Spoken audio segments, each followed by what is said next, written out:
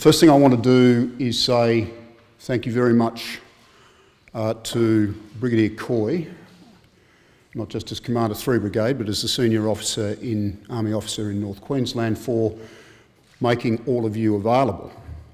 And then I'd like to thank you for being available as well. I appreciate that everybody in the Army at the moment is leading busy lives with a lot to focus on, and there could be a perception that the Chief of Army has come up here and has looked for an audience in order to deliver a public address to the Army. To some degree that is true, and I guess you are that audience. But as I hope will become clear in the next 12 or so minutes, there is an absolutely essential message that needs to be passed to this great national institution, which is the Australian Army. And I don't want to be delivering it in a sterile environment to a camera in a studio in Canberra. I want to deliver it to the soldiers who are the future of our Army. I will finish my appointment as the Chief 364 days from now. I am definitely focused on some major issues for our Army and our ADF, but in 364 days, my legacy will be something that will be behind me. And yet there are many things in our Army that we need to turn our attention to, and that is your responsibility, just as much as it is mine for the next year. So I will commence this address with the words provided to me last week at a meeting in Canberra where I gathered 135 RSMs of the Army.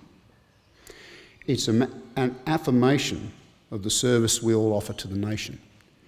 It is an affirmation that will be made available to every soldier from this morning. I am an Australian soldier, an expert in close combat. I'm physically and mentally tough, compassionate and courageous. I lead by example. I strive to take the initiative. I am committed to learning and to working as a team. I believe in trust, loyalty and respect for my country, my mates and the Army. The rising sun is my badge of honour. I am an Australian soldier.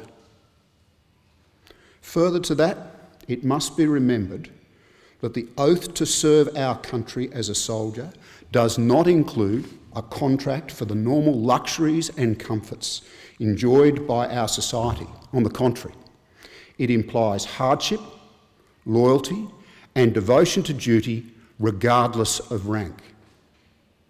This is the essence of the core behaviours that define us as Australian soldiers and serve well as an introduction to the concept of respect as the fourth value of the Australian Army, alongside courage, initiative and teamwork. The profession of arms is unlike any other because a soldier carries two heavy burdens. Firstly, we bear the onerous responsibility to employ organised, lethal force in pursuit of Australia's security. And secondly, in the course of that duty, a soldier may be required to lay down his or her life in the service of the country. It is a contract of unlimited liability. Now, you all know this, so do the soldiers that you lead. Throughout the 112 years that we have served the nation, we have honoured that contract in wars great and small, popular and unpopular. We've won a special place in the hearts of our fellow Australians, for whom the slouch hat and the rising sun badge embody the best qualities of what it means to be an Australian. Today, the people of Australia hold us in very high regard. You and your soldiers deserve that, and it's your efforts that have earned it. But trust and respect are fragile. They cannot be taken for granted nor abused. The Army is part tribe, part family, but above all it's a reflection of our society. Those who are soldiers know that they are contributing to one of the big stories in Australian life. They know that every small step they take can leave a footprint in our national history.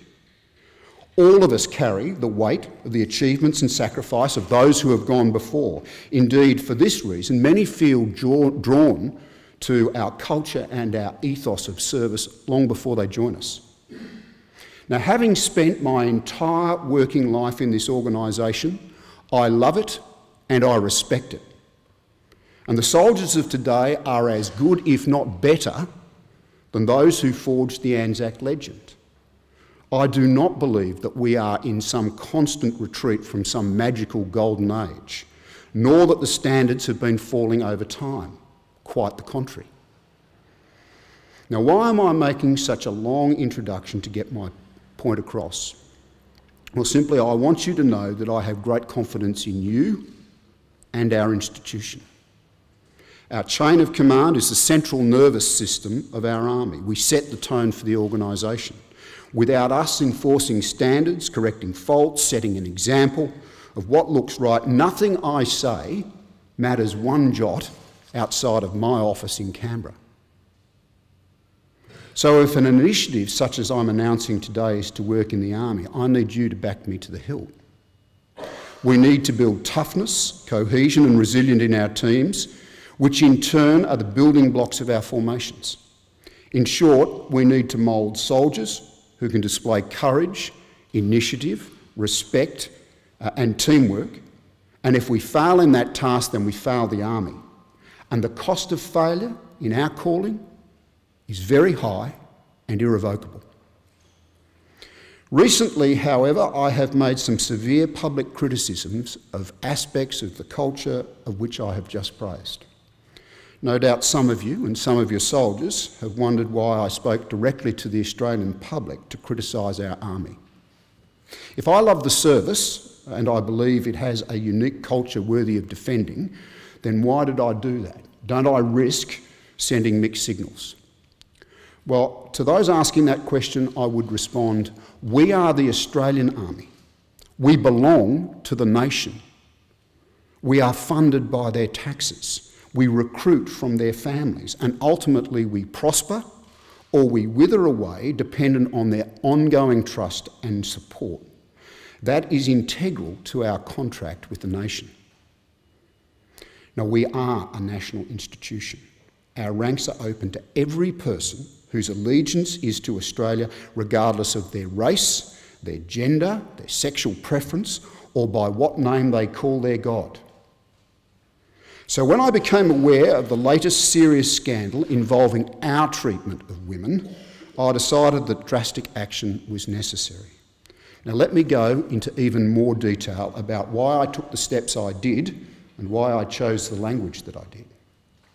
Over the past 16 years, there have been 13 major inquiries and reports into various aspects of the Australian Defence Force, its culture, its treatment of recruits, women, minorities, the abuse of alcohol, and the way bullying emerges from our attempts to build small teams.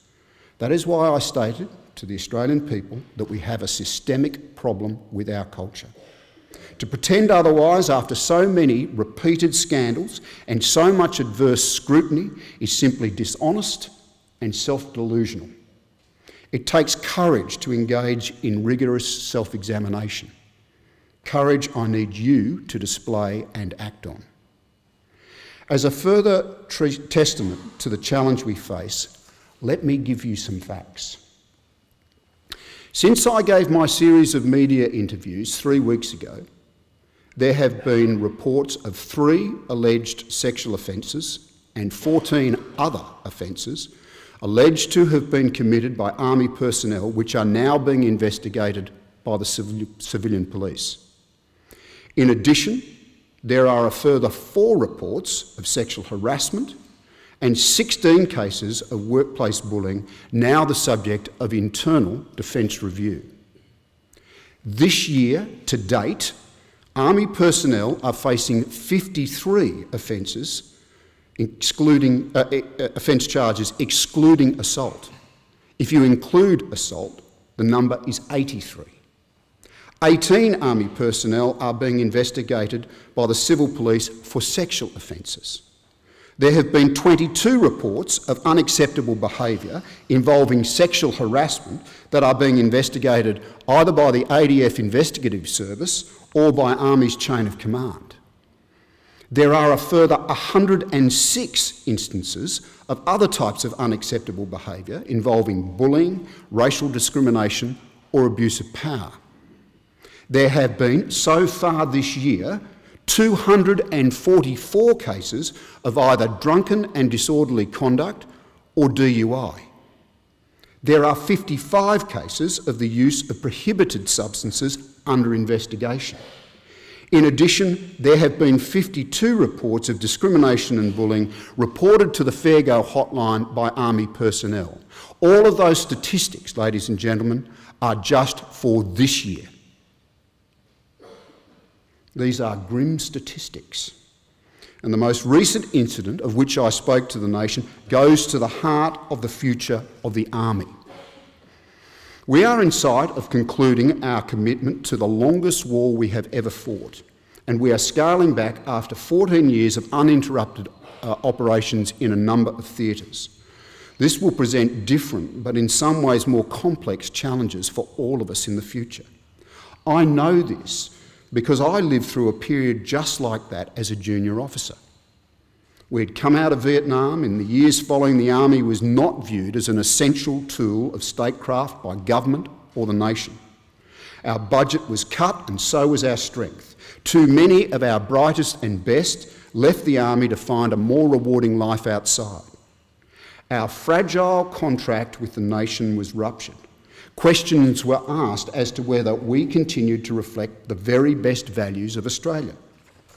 We must do everything possible so that we ensure that we do not walk that path again.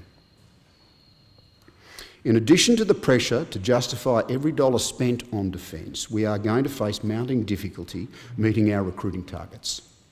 Australia's population is ageing and diversifying. The proportion of men and women of military age is shrinking. We can't waste a single suitably qualified man or woman. Merit must be our only guide. We can't run a training system where potentially good soldiers are bullied by some of their peers on grounds of race, sexuality or gender. Common sense and the fundamental concept of an Aussie fair go demand nothing less. Now note I said suitably qualified. Nothing I have said in public, especially about the necessity of increasing our proportion of women in our ranks, is an argument for lowering our standards or undermining our warrior ethos. That ethos is essential to who we are. But as I have also said, no one has ever explained to me how a coward in barracks is a hero on operations.